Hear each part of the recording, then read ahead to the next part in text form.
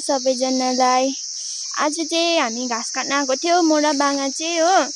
अन्त चाहिँ हामी यस्तो भिडमा छौँ अहिले। अन्त यहाँ हामीले चाहिँ च्याउ पाएको छ, च्याउ फलिरहेको रहेछ होइन। मिर्गे च्याउ त यतिखेर पनि पलाउँदो रहेछ, त्यही त बाङा।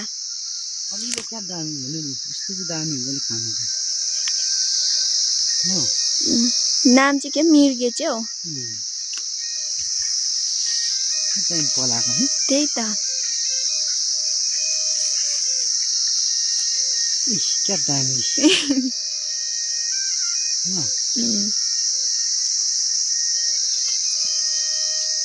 त्यति साह्रो जोगाउँदै गर्नुपर्छ।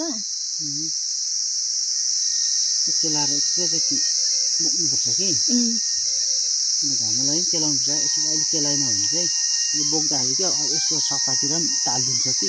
ए हजुर, झन् मैला हुन्छ बेसी। अहिले पनि पाउँछ बाङ्गा? पाउँदो रहेछ नि असले। हुन्छ है तल पनि